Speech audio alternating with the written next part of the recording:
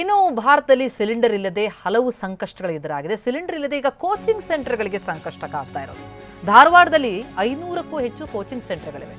SLC ವಿದ್ಯಾರ್ಥಿಗಳಿಗೆ ತರಬೇತಿ ಕೊಡ್ತಾ ಇರುವಂತಹ ಕೇಂದ್ರಗಳು. ಈಗ ವಿದ್ಯಾರ್ಥಿಗಳಿಗೆ ಊಟದ ವ್ಯವಸ್ಥೆ ಮಾಡೋದಕ್ಕೆ ಮಾಲೀಕರು ಪರದಾಡ್ತಿದ್ದಾರೆ. ಹೀಗಾಗಿ ವಿದ್ಯಾರ್ಥಿಗಳ ಸಂಖ್ಯೆ ಕೂಡ ಇಳಿಸಿದ್ದಾರೆ ಸೆಂಟರ್ ಮಾಲೀಕರು. ಬೇಡಿಕೆ ಇದ್ರೂ ಕೂಡ ವಿದ್ಯಾರ್ಥಿಗಳಿಗೆ ಪ್ರವೇಶ ನೀಡೋದಕ್ಕಾಗ್ತಿಲ್ಲ. ಪ್ರವೇಶ ಮುಕ್ತಾಯ ಅನ್ನುವಂಥ ಬೋರ್ಡ್ ಹಾಕಿದ್ದಾರೆ ಮಾಲೀಕರು. ಯಾಕಂದ್ರೆ ಅವರಿಗೆ ಮಾಡಬೇಕಾದಂಥ ಊಟದ ವ್ಯವಸ್ಥೆ ಸಿಲಿಂಡರ್ ಅಭಾವದ ಹಿನ್ನೆಲೆಯಲ್ಲಿ ಕೊಡೋದಕ್ಕಾಗಲ್ಲ. ಪ್ರತಿ ವರ್ಷ 1 ಲಕ್ಷ ವಿದ್ಯಾರ್ಥಿಗಳಿಗೆ ಕೋಚಿಂಗ್ ಸಿಗ್ತಾ ಇತ್ತು. ಆದರೆ ಈ ಬಾರಿ ವಿದ್ಯಾರ್ಥಿಗಳ ಪ್ರವೇಶಕ್ಕೆ ಈಗ ಹಿಂದೇಟು ಹಾಕ್ತಾ ಇದೆ ಸೆಂಟರ್ಗಳು. ಬೇಕಾದಂತಹ ಆಹಾರ ಪೂರೈಸೋದು ಈಗ ಬಹಳ ದೊಡ್ಡ ಸಂಕಷ್ಟ ಆಗಿದೆ. ಸಿಲಿಂಡರ್ ಇಲ್ಲದೆ ಕೋಚಿಂಗ್ ಸೆಂಟರ್ಗಳಿಗೆ ಈಗ ಸಂಕಷ್ಟ ಕಾಡ್ತಾ ಇರೋದು. 500ಕ್ಕೂ ಹೆಚ್ಚು ಕೋಚಿಂಗ್ ಸೆಂಟರ್ಗಳು ಪ್ರತಿ ವರ್ಷ 1 ಲಕ್ಷ ವಿದ್ಯಾರ್ಥಿಗಳಿಗೆ ಕೋಚಿಂಗ್ ಅನ್ನು ನೀಡ್ತಾ ಇದ್ವು.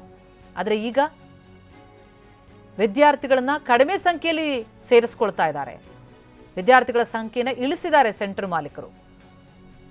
ಬೇಡಿಕೆ ಇದೆ, ಸೇರೋದಕ್ಕೆ ಬರ್ತಿದ್ದಾರೆ ವಿದ್ಯಾರ್ಥಿಗಳು. ಆದರೆ ಪ್ರವೇಶ ಮುಕ್ತಾಯ ಅಂತ ಬೋರ್ಡ್ ಹಾಕಿದ್ದಾರೆ ಮಾಲೀಕರು.